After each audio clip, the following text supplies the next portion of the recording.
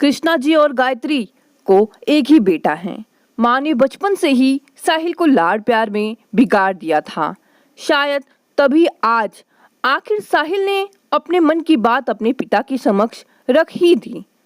मैंने फैसला कर लिया है, जो भी हो मैं शादी सिर्फ विभा से ही करूंगा। आज साहिल ने ऐसा कह तो दिया। वह घर के आंगन में खड़ा था। उसके पिता कृष्णा जी भी आंगन में खड़े थे। बेटा दृढ़तापूर्वक कहता है कि वह सिर्फ उस लड़की के साथ शादी करेगा। इसी वजह से वो इतनी सारी लड़कियों के प्रस्ताव को ठुकरा रहा था। तेरी इतनी हिम्मत! गरजते हुए कृष्णा जी उछलकर उसकी ओर दौड़ पड़े। उनके हाथ में लाठी थी। पिता को दौड़ा आते देख साहिल ऐसे चलने लगा मानो भागता हो। पिता ने लाठी बेटे के पैरों को लक्ष्य करके फेंकी। सौभाग्य से निशाना चूक गया। शोर गुल सुनकर गायत्री रसोई घर से बाहर आई। क्यों हल्ला मचाते हो? पति पर रौब सा जमाते हुए उसने पूछा। कृष्णा जी ने जवाब दिया, देखो ना इसकी हिम्मत, मेरे सामने कहता है कि उस लड़की से विवाह करेगा। बदतमीज। फिर भी गायत्री ने पति को दोषी ठहराया। खैर, उसने तो उस लड़की के साथ विवाह करने का निश्चय कर लिया है, लेकिन मैं पूछती हूँ, तुमने क्यों ऐसे उसे कहने का मौका दिया? कृष्णा जी अब पत्नी पर गुस्सा हो उठे। तुम क्यों नहीं कहोगी? तुम्हारा खानदान भी कुछ ऐसा है। गायत्री भड़की। मेरे खानदान के बारे में कुछ न कहना। क्यों? तुम ही तो कहती थी कि तुम्हारे खानदान पर गया है। मैंने थोड़े ही ऐसा कहा। झगड़ा तूल ना पकड़े, इस ख्याल से गायत्री भीतर चली गई। मारे गुस्से के कृष्णा जी कुछ बड़बड़ा रहे थे। रसोई घर में गायत्री भी कुछ झुनझुना रही थी। घर से निकल जाने पर साहिल गया सीधे विभा के घर। विभा सामने मोहल्ले में रहती थी। वह मानो एक कलाकार थी।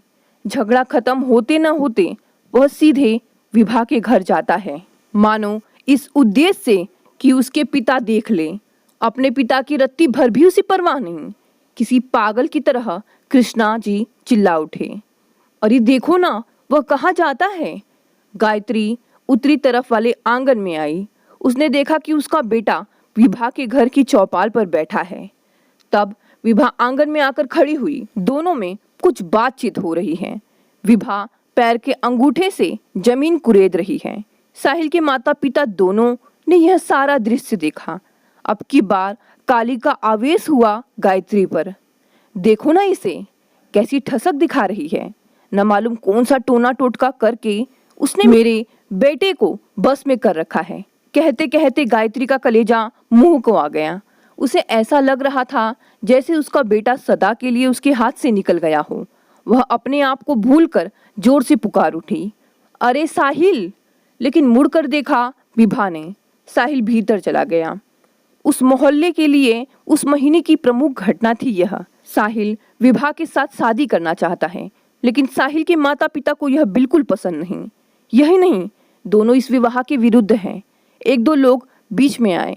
उन लोगों ने समझाया कि लड़की नेक है, पड़ोस का संबंध होने से लाभ होगा।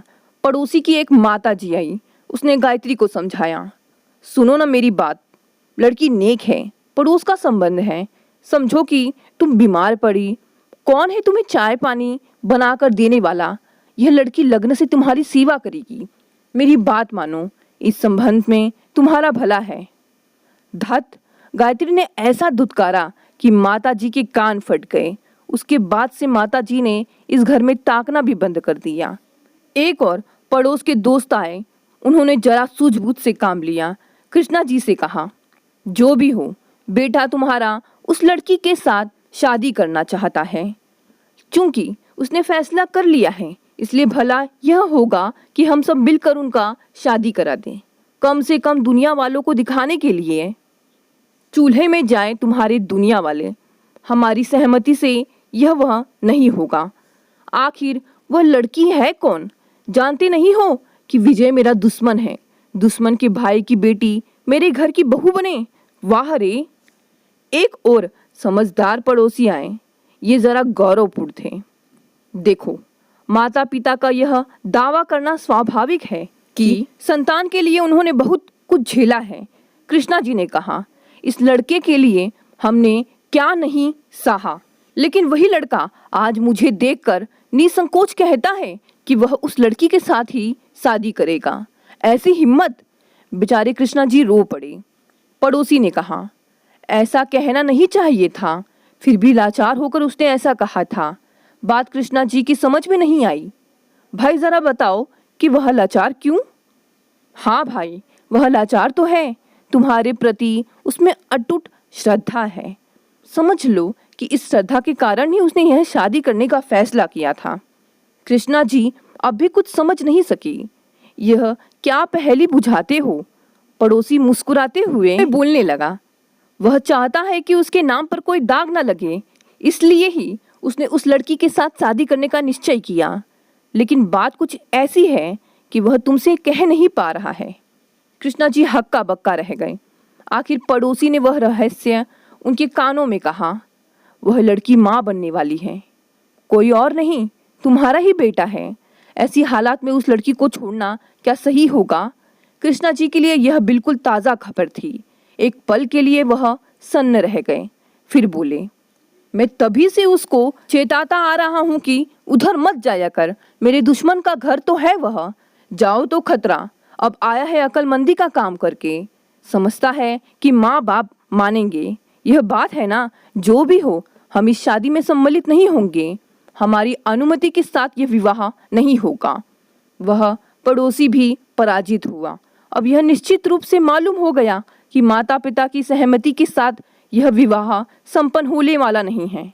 विवाह बिन माँ की लड़की थी, पिता अनपढ़ थे।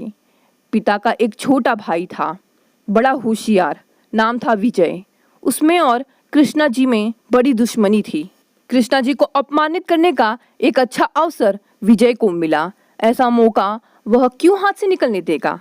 अब साहिल का विचार था कि किसी प्रकार के आडंबर के बिना मोहल्ले के 4 बड़े आदमियों के समक्ष शादी संपन्न हो जाए। माता पिता, चाचा मामा और अन्य सगे संबंधी नाराज हो चुके।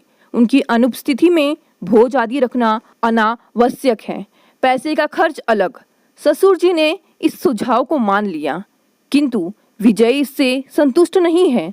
उसके भाई के घर होने वाला अंतिम शुभ कार्य है यह, इसलिए ठाट बाट से ही करना है।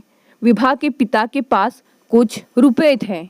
छोटे भाई के दबाव के सामने बड़े भाई को झुकना पड़ा। विभा की भी यही अभिलाषा थी कि उसका विवाह ठाट बाट से हो, इसीलिए साहिल ने मान लिया। सारा गांव विवाह में निमंत्रित था। अच्छा खासा भोज भी था। विवाह के पहले दिन रात भर गाना ही गाना था। एक प्रकार की आत्मसंतोष के साथ विजय बोला, वह बेईमान कृष्णा आज सो नहीं पाएगा। उस दिन एक बड़ा भोज भी था। उस दिन तड़के ही कृष्णा जी उठकर कहीं चले गए थे, लेकिन गायत्री थोड़े ही कहीं जा सकती थी। पूरे दिन उसकी आंखें बरसती रही। जिस पुत्र को अपनी कोख में 9.5 महीने ढोकर जन्म दिया, उस पुत्र ने न केवल उसकी अवहेलना की, बल्कि अपने माता पिता को कहीं मुंह दिखाने योग्य न रखा।